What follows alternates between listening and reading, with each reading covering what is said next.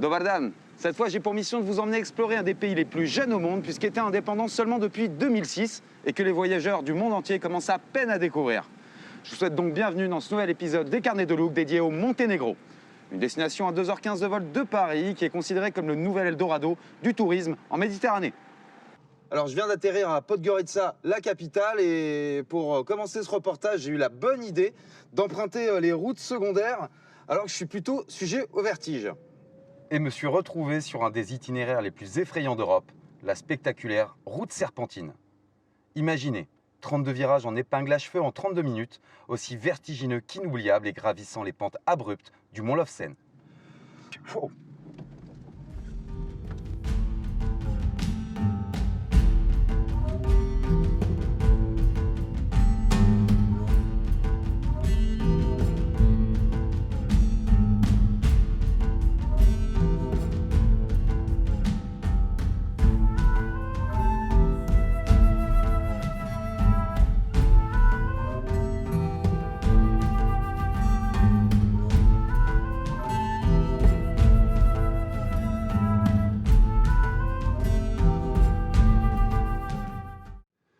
Non, je ne suis pas en Norvège contrairement aux apparences, mais bel et bien sur les hauteurs de Kotor, précisément au 14e virage de la route serpentine qui nous offre ce panorama à couper le souffle sur le seul et unique fjord de Méditerranée. Un des plus bels endroits d'Europe. Mondialement connu, joyeux du Monténégro, inscrit depuis longtemps au patrimoine mondial de l'UNESCO et qui à lui seul justifie le déplacement. Un décor d'une poésie envoûtante qui dessine une entaille gigantesque pénétrant sur 28 km à l'intérieur des terres. Ce site naturel extraordinaire et sans équivalent sous ces latitudes vous laissera obligatoirement bouche bée.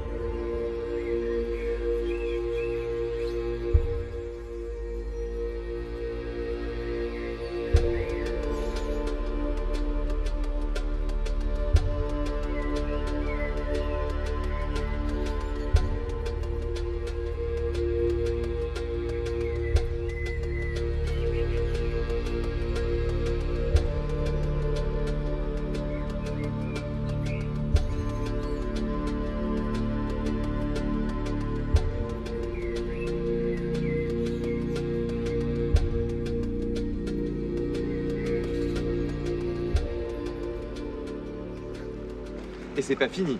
Tout au long des rives du fjord de Kotor sont parsemés de nombreux petits ports typiques ou cités médiévales.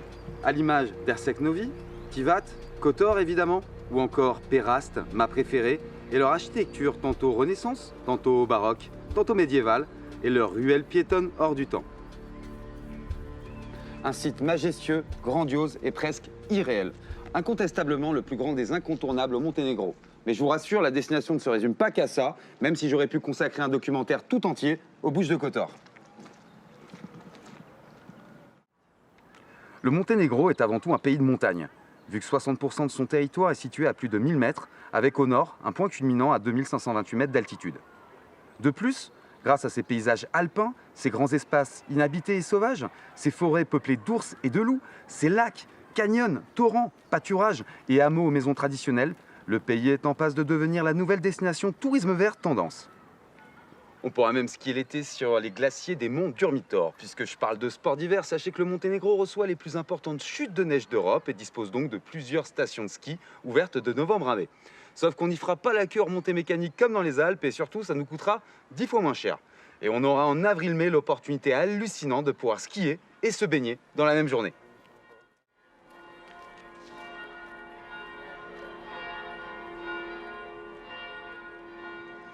Avant d'arriver sur la côte, je tenais à faire une rapide halte à Cetinje, l'ancienne capitale miniature du royaume du Monténégro.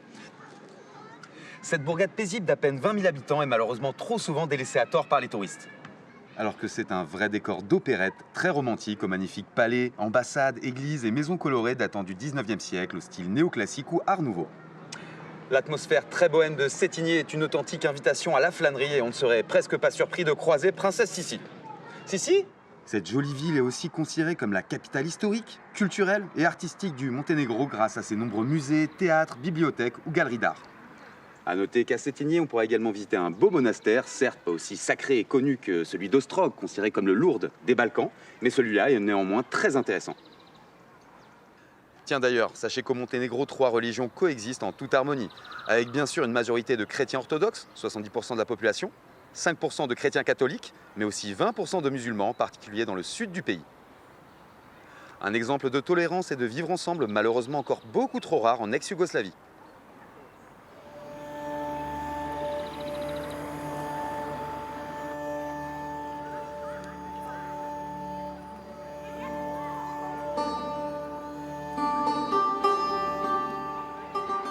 Comme convenu, on se retrouve sur le littoral adriatique, précisément dans la vieille ville de Budva, joyau de l'architecture vénitienne du XVe siècle et attraction touristique majeure. Cette citadelle pleine de charme, entourée de remparts et au dédale de ruelles pavées, offre un cadre très théâtral et intemporel aux multiples restaurants gastronomiques et boutiques de luxe. En gros, une sorte de Saint-Tropez local, c'est d'ailleurs comme ça que l'on surnomme Budva. Cette capitale du tourisme monténégrin est de loin la principale et la plus connue des stations balnéaires du pays. Elle polarise à elle seule 70% de la clientèle étrangère d'Europe de l'Ouest. Nouveau lieu de rendez-vous à la mode de la jet-set internationale, Budva et ses alentours sont également synonymes de luxe, avec plein d'hôtels haut de gamme, des villas, des yachts et des voitures de sport à tous les coins de rue.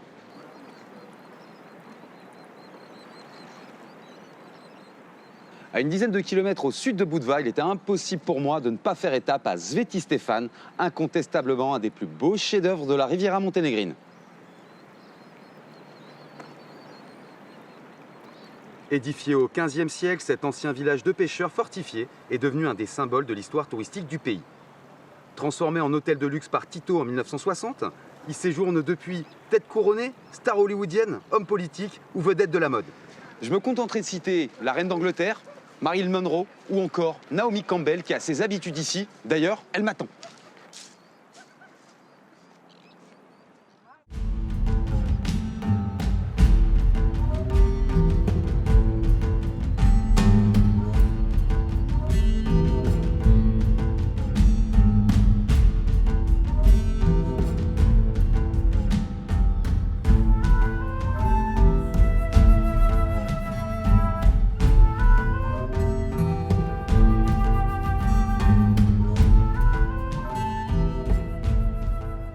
J'ai décidé de bifurquer à nouveau dans l'arrière-pays pour vous faire découvrir un parc national unique en Europe, une sorte de mer intérieure finalement, le lac Skadar.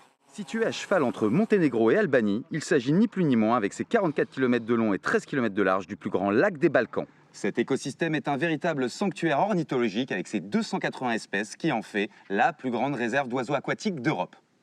Au-delà d'être un paradis pour les amateurs de faune et de flore, on appréciera tout simplement cette relaxante et rafraîchissante balade sur le lac et ses affluents. On pourra aussi arpenter à pied ou à VTT les nombreux chemins de randonnée autour des berges traversant des villages de pêcheurs pittoresques et parsemés de marchés, châteaux, églises et autres monastères.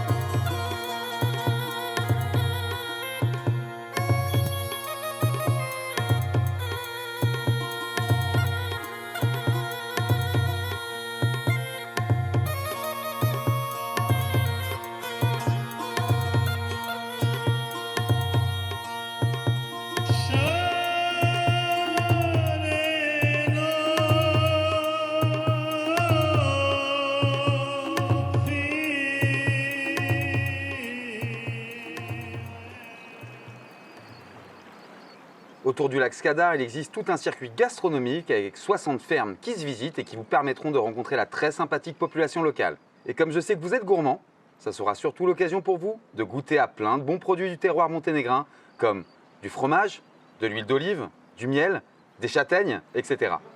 Ou encore, si vous préférez le poisson, à de succulentes carpes ou anguilles grillées, deux autres spécialités du coin. Et c'est pas fini, je gardais le meilleur pour la fin. Sachez que sur les hauteurs du lac Skadar, on cultive la vigne depuis des siècles, dans de petits domaines qui vous ouvriront leurs portes, enfin leurs caves, avec plaisir. Les viticulteurs et leurs familles comme Ivo Uzganovic vous feront déguster leurs meilleurs crus. Et vous serez agréablement surpris par ces vins blancs ou rouges d'excellente qualité qui n'ont rien à envier à certains grands cépages français. Moi, mon préféré, c'est le Vranat Jovicic Kars.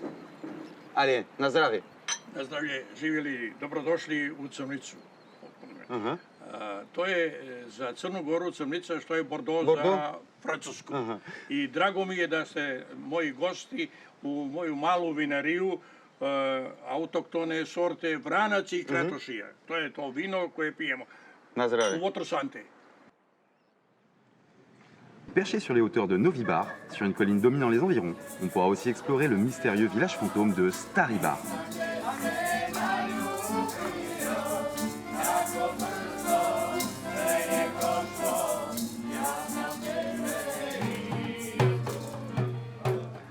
Fondée au 5e siècle par l'empereur byzantin Justinien, elle est longtemps considérée comme une citadelle imprenable jusqu'au 16e siècle et l'invasion turque de la région.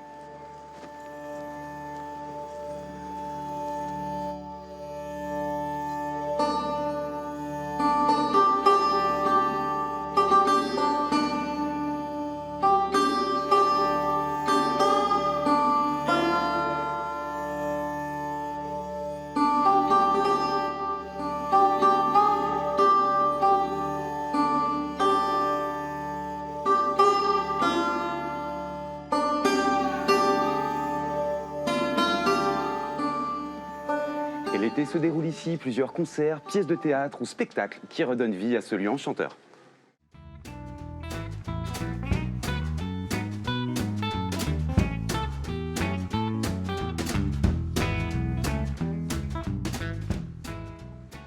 Pendant tous mes repas ou apéros durant ce voyage, on m'a servi de l'excellente charcuterie, en particulier du jambon fumé que j'ai trouvé exquis.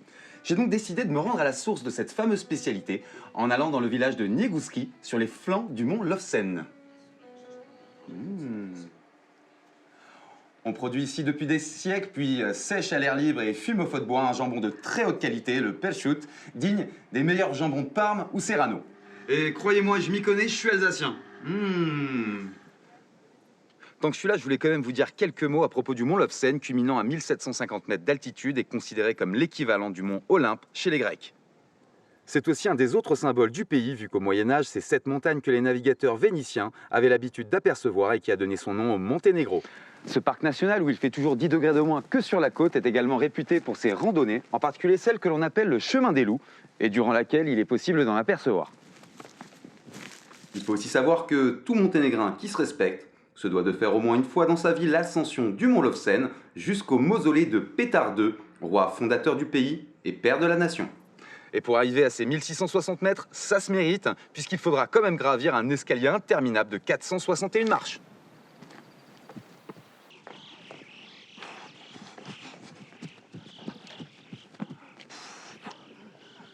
Putain. 458, 461. Mine de rien, vous savez quoi? Je me rends compte qu'on a quasiment fait le tour complet du Monténégro ensemble. Toujours à cheval entre mer et surtout montagne, j'ai rarement connu un aussi petit pays qui pouvait se targuer d'être à ce point varié et complet, avec autant d'atouts différents.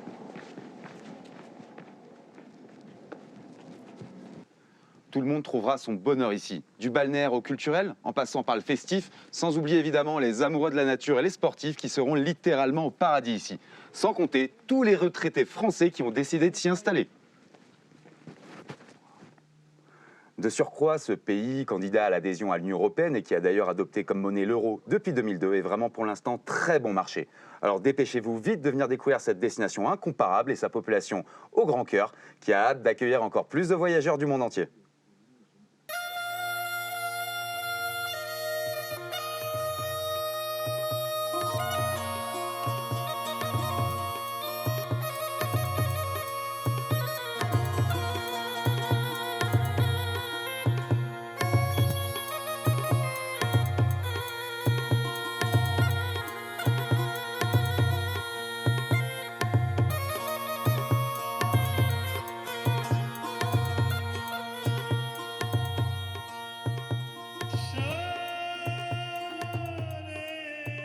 Maintenant, je crois qu'on peut dire que la boucle est bouclée. Cette escapade au Monténégro s'achève comme elle a commencé, avec cette vue magique sur le fjord de Kotor que je voulais absolument revoir une dernière fois avant de partir. Comme on dit ici, voilà pour votre attention, mais aussi et surtout pour votre fidélité. J'espère que vous avez pris autant de plaisir que moi à découvrir cette destination dont on n'a pas fini d'entendre parler, c'est moi qui vous le dis. Bon bah moi, je rentre à Paris et vous donne rendez-vous très bientôt dans la prochaine édition des Carnets de Look. Allez, salut!